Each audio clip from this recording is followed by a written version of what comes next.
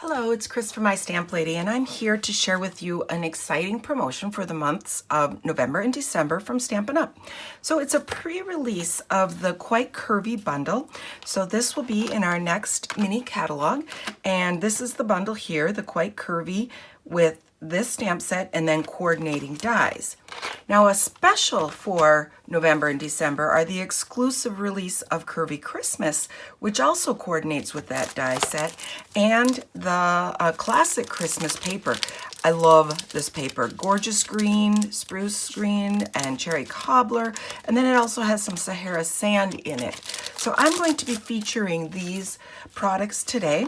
I'm going to be making this Christmas card for you and show you how I put it together and how the curvy die worked. So I decided to go with a Sahara sand base. And this is the base I'm going to use for my cardstock, so it's just a half a sheet, 5.5 by 8.5 inches, scored at 4 1/4. Now I have some of my other pieces. I have some of the designer paper in here, a piece of Sahara sand, and then I have already used the die. Let me pull that die back here for you.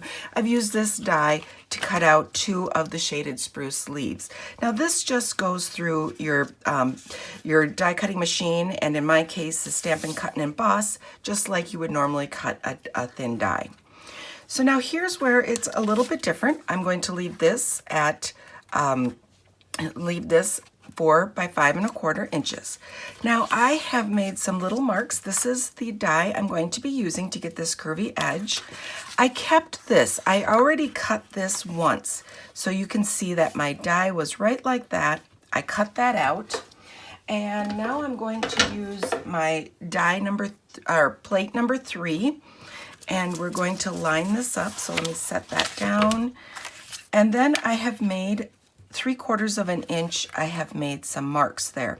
So the die cutting edge is along the bottom here. You can see that this is the edge that's going to cut the paper. This edge will not. So I want to line that edge up with my little marks that I made, 3/4 of an inch down. And then I'm going to run this through my die cutting machine, my Stampin' Cut and Emboss, to get this swoop. Okay, so this is this piece here. This is my little swoop piece here. Now it looks like I might have made it a little bit wider, but that's okay. Okay, so now I got to get rid of my little excess here. Now I want to cut the bottom part here. And so I've made 1.5 inches up. I've gone ahead and made some marks. This time I am not going to get the dots. If I wanted the dots, I would have to do it this way. But I don't care because they're going to be covered up. And then I can just use this dotted paper at another time. So that's about where I want that. And I'm going to run this through my machine. So when you're done, this is what I have. I don't need this piece, so I can save that for a different project. And then I am going to use this part. So let's put some adhesive down here. I am going to stamp that Christmas star, and you could do it in cherry cobbler or shaded spruce. I did just do it in black.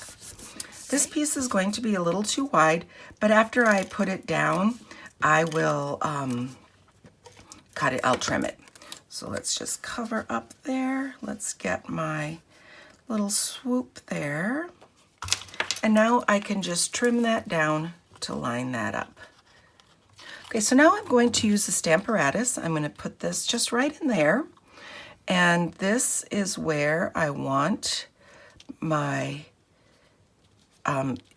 my image stamped. This is where I'd like the image stamped, so I just place that down where I want that. I can put my magnets on here. Once I have it where I would like that, I'm going to go over, press that down, and then it'll pick that up. Let's just reposition this a little bit because it's stuck a little bit, which is normal with the photopolymer. I'm going to use my black tuxedo ink. Go. Use the black tuxedo ink and go down and up. Stamp that. If I don't like it, one of the benefits of using the Stamparatus is that I could re-stamp it if it's not dark enough, but I'm happy with that. Okay, so next, let's take our base. I can put this right down on that base. Stamp and seal on there. I will be using mini glue dots to put down those shaded spruce leaves that I cut out. I could add another mini glue dot up further to hold that down a bit better, or even just put a little spot of liquid glue. And let's put that one over there. Okay, so now with this, I have my cherry cobbler ink. I have my Stampin' Pierce pad because that helps my image a bit. Let's ink that Merry Christmas up. And this is from the Curvy Christmas set. I'm taking this die from the Ornate Frames, and I'll run this through my die cutter. Put a few dimensionals on the back here.